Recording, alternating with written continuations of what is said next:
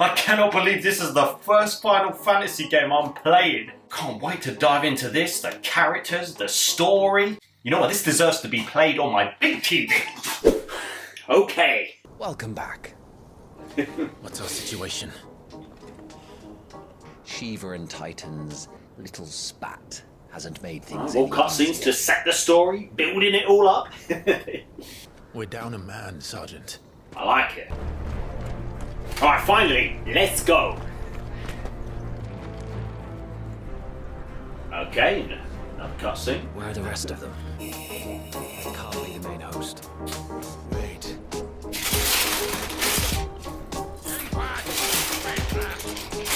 Our fortunes have turned, Sergeant. Dominant. The Iron Kingdom teach the dominance of only their priests are allowed to perform the rites of priming, and I see many. We end this quick.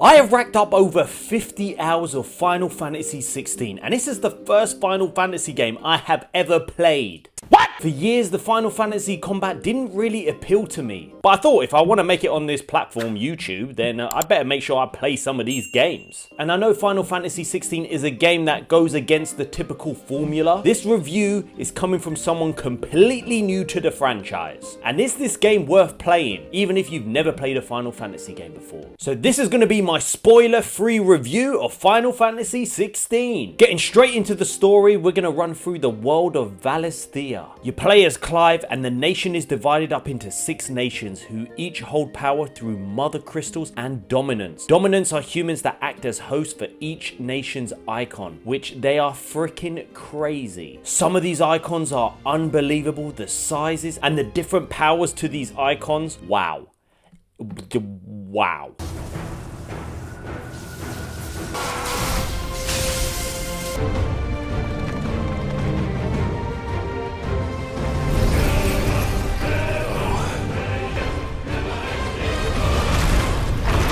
Clive, who you play in his early days as well as the present day, he is the guardian of his little brother Joshua, who they have a very special brotherly relationship. His brother is voiced by the character that plays Hugo in the Plague Tale series. Brother always looks after me. Right? Stop, Amicia. There are people. I feel them. His brother is the dominant of the Phoenix, and they love each other dearly, and you see this very early on in the first couple of hours in the game. The developers of this game are amazing at character development. This is unbelievable how they develop the characters, they make you fall in love with them. His mom is a bit of a knob. But Good day to you, Mother. come on, I want to play the game. Yeah, shit goes down and their kingdom is in big trouble. They try to evacuate and save their king, which is also their father. Things do not go as planned, and then 13 years go by. Clive is a broken man out for revenge. When he grows up, all I'll say, he looks absolutely badass. The transformation from when he was younger to now, it's like me versus now.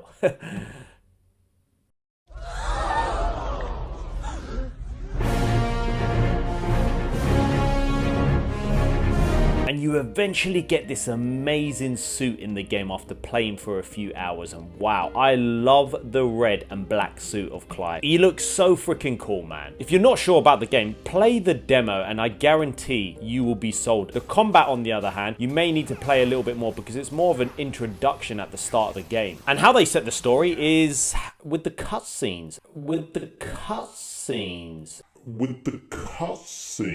I love games that set an amazing storyline. They build up the plot, they focus on deep character development. Games like God of War Ragnarok, it really sets the scene and the story with cutscenes and dialogue. The Last of Us Part 1, another game that focuses on character development. And even Death Stranding as well. There was a lot of cutscenes in that game, but I remember it made me build a relationship and an understanding to all of these characters. With Final Fantasy XVI, the cutscenes are hella long. At times, times very, very long. But for me, I loved it because it really made me fall in love with the characters and understand each of their motives and plans. Each character felt so damn real, and even some of the side characters in this game, they all have their own backstory, which I didn't think I would care, but when you do some of the side missions, yeah, they really did. They dived into majority of the side characters in this game. The only time I did find it a bit annoying is when I didn't have a lot of time on my PlayStation. Come on, I haven't got a lot of time. Let's play.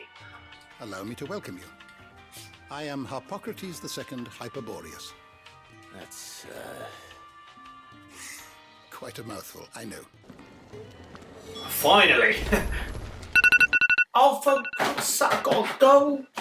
It's great, but damn it. So if you're a gamer that majority of the time don't have a lot of time, then you may feel like you're watching a movie at times. You know, that's only a warning. It's not all the time, but I'm just saying it's a big part of the game. At times I was making breakfast whilst having my headphones in because it was a very long cutscene, and you know, it was fine. But yeah, I thought I'll just kill two birds with one stone. When it comes to the combat, people said that, oh, it's button mashing, quite easy. Yeah, we're gonna talk about that in a minute. Clive, for a start, is a complex character, motivated by vengeance and revenge. He is an incredible character who prioritizes everyone else before himself. do you know why you're our best scout?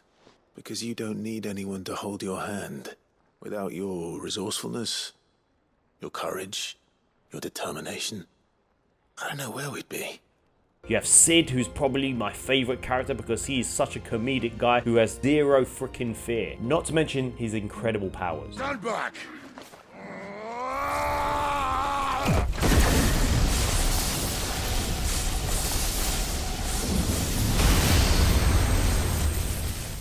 All Sid is trying to do is build a better world for the future and also help the bearers, who are basically slaves, which I haven't actually mentioned. In this world, you have bearers who have the ability to draw on the ether of the world to use magic. This means they do not require the power from the mother crystals to perform their magic, and because of this, they are enslaved and they are treated like absolute dirt. It is so freaking sad when you see this, that they do have a mark on their face, so it represents who they are, so people know that they can use their magic, and they're enslaved by higher-ups for doing what they tell them to do. Up, the lot of you. There's still work to be done. You weren't supposed to kill Wolfie. You were supposed to die. Father will have you whipped for this. Bearers aren't supposed to win. They never win. What's even more disturbing is that if they keep using their powers constantly, which they are forced to by their masters, they suffer a painful death, which in the side mission, this young girl literally kills her bearer, and she thinks it's funny because she's been brought up to learn that a bearer is yours to command, and yeah, it's very, very disturbing. Is that all she was to you? A plaything? Do you really not care that she's dead? She's not dead. She's a rock. That? The crystal's curse? That's just how she died. You have Gav, who's literally the nicest guy you will meet. He does everything for Sid and for the Hideaway, which is your base and safe place. The Hideaway is a community of people trying to fight back against the nation and live a peaceful life. Gav will find out information and do whatever you need for the cause. You have other characters in your Hideaway, and you grow to love them and learn about their life, such as Otto, another character helping Sid to try and change the world. You have Blackthorn, who is your blacksmith, but not just the guy you go to upgrade and forge new weapons. He has a whole story arc, and there are a hell of a lot of side missions with not just this character, but a lot of the characters in the game. I'm not running through all the characters, but yeah, they're so well done. And not to mention the big bad enemies in this game. Wow.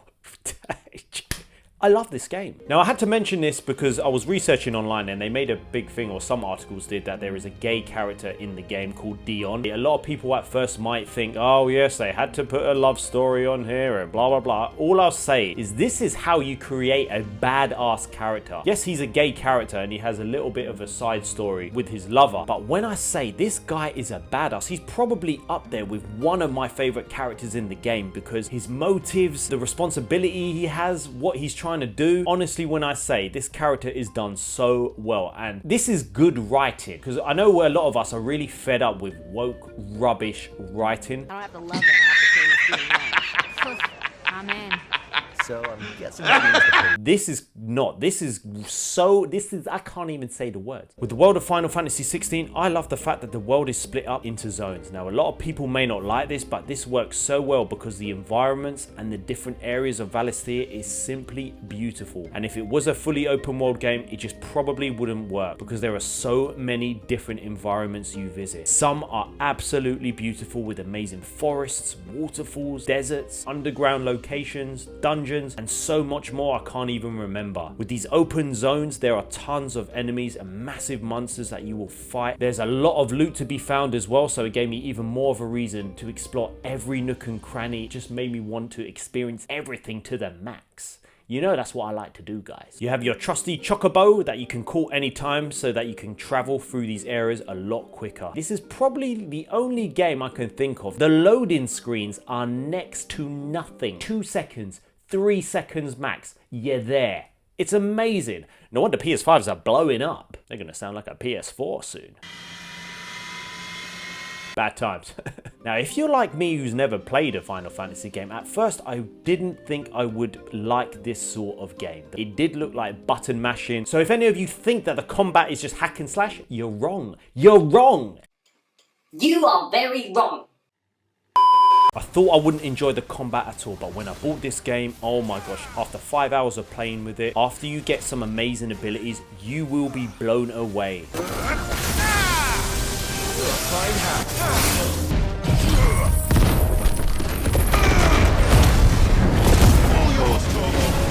As you go along in the game, the combat just gets even more and more addictive with the different abilities you get throughout the game because you'll be getting powers and you can try out so many different moves from fire to ice, electric, and when you find the moves that you love, oh my gosh, it is so satisfying combining all of these damn abilities. Nothing can stop me.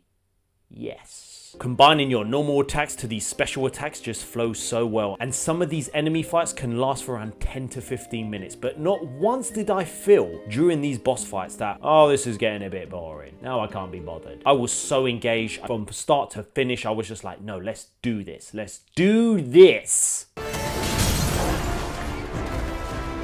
Get him!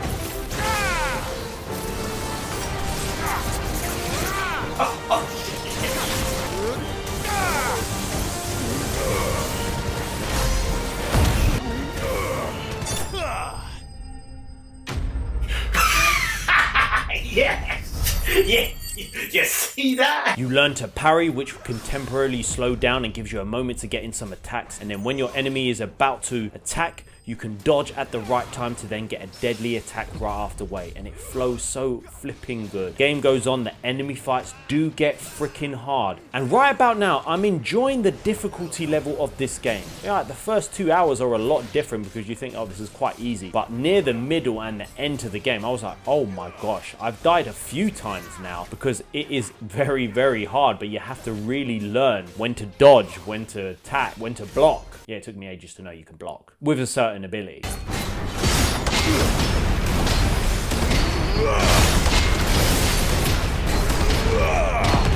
You also have Torgal there to help you out and command him. He can heal you slightly if you run out of potions. And all I'll say, you go along in the game, the special moves are just so enjoyable because when they come together, it looks epic. Clive is an absolute badass. He is so cool. With amazing hair. Yeah, I know.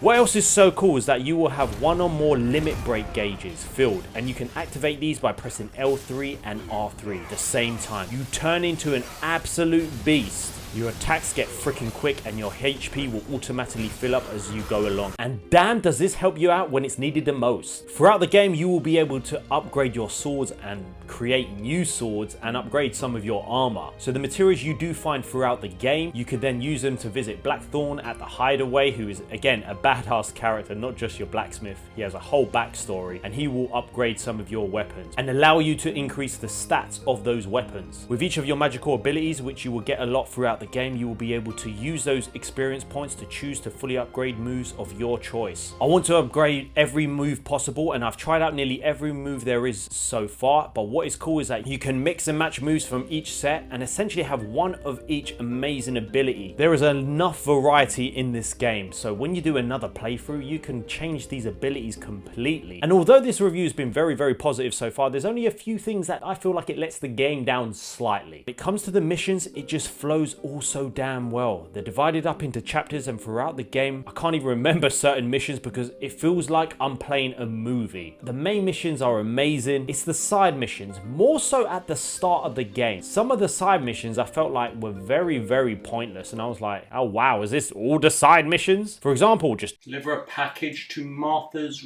Rest. Are you the stable master? I was asked to deliver this to you. Okay, no problem, I don't mind. I got my wares, and that's all that matters. Be sure. or look for a lantern. This is more so at the start of the game and a bit in the middle, but later on in the game, some of the side missions become a lot more interesting, and I was like, oh, this is more like it. I want some more story. I want some more depth to these side missions, not just, you know, deliver this to here and mind a damn lantern and you know, find some ingredients for a cooking dish. Yeah, there is one for that. But what is cool is with some of these side missions is that you will dive a lot into these side characters. You will travel to different towns, you will build a rapport with some of these side characters, and it can be very emotional at times. Because I sent him to that place, against his will. He was ready to do whatever it took to show you he could stand on his own. So that you would finally be free to live your own life. But one of them with Blackthorn, near the end of the game, you do his side missions and then you will be granted a very freaking powerful sword, and it's called Ragnarok. And this sword looks unbelievable. It's so powerful. I was like, I am so glad I've got this sword. It just looks freaking beautiful. And each sword you do wield and create, they do look different. And by far, this is my favorite looking sword. Yeah, and that sword is beautiful. Ragnarok. Oh wait, you know, just the English weather. Shit outside as always. In the hideaway as well, you will see your little Moogle called Nectar, and this is where all the bounties are drawn onto the wall. And wow, man, these bounties are so much fun because you fight so many epic freaking enemies. So this will be the place you can come to see bounties, and you will have to use the description show to go to the area and find these incredible monsters. And let me just say, some of these monsters are freaking insane, and they're freaking hard as well.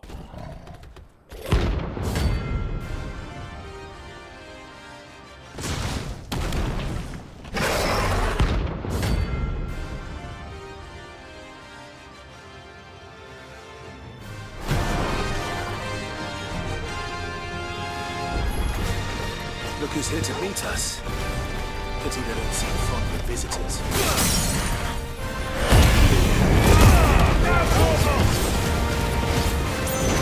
That's all I want, is more fighting, more combat. I feel strong. I feel like Clive without the hair. Come on, Clive, come on. Do this. Come on. Power the Phoenix.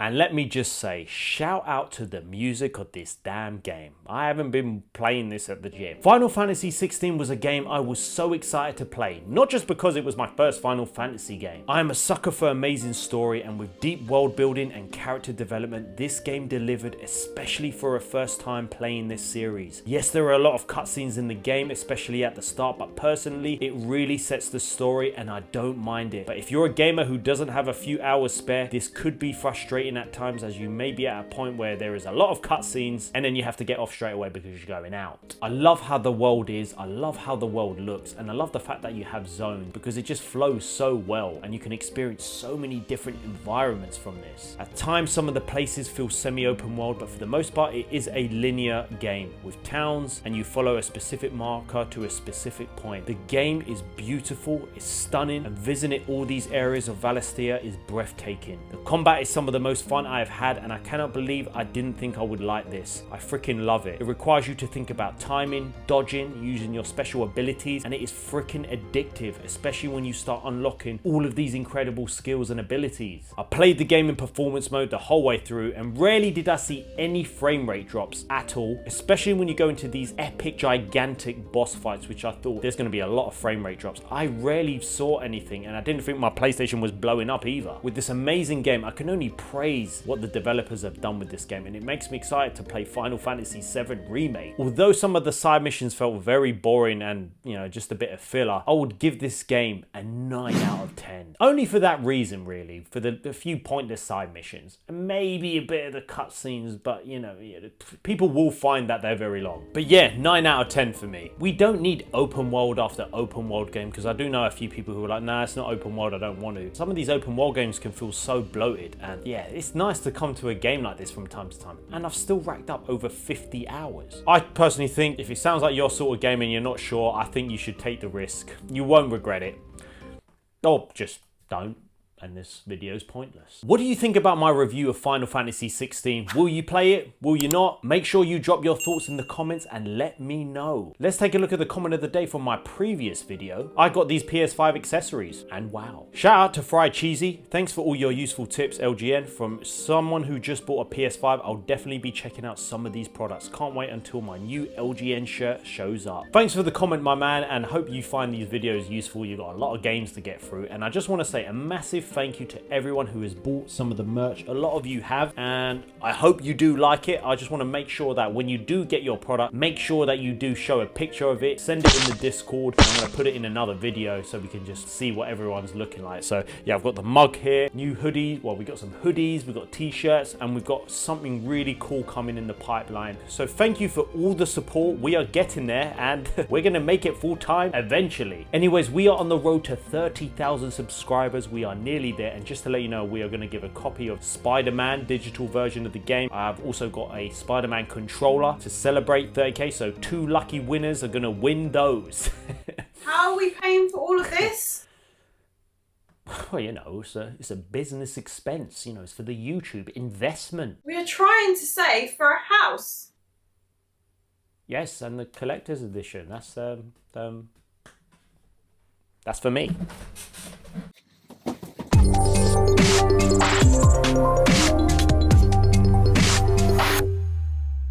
So guys, we are testing the hell out of this camera angle because I'm not sure if it is good enough. But I thought if I do want to make it on this platform, then I run upstairs, look angry, and then run after me. And I know Final Fantasy XVI is a game that goes away, and the different powers to these ice... Shit. But not just the guy you go to upgrade and change to...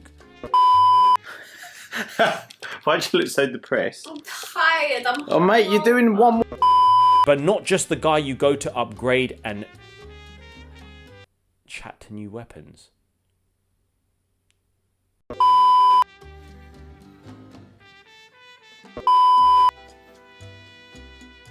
So how are we paying for all of this? Yeah, look a bit. You have Blackthorn, who is your blacksmith, and he's not just the guy you go to upgrade. I'm not employing you or paying you. You are an internship. Exactly. Exactly. Until I get some more enthusiasm, love. Alright, go again. And you can try out so many different and you can but if you are someone who wants even more with amazing hair, and you can activate, and damn does this help you out when you, and damn does this help you out when you,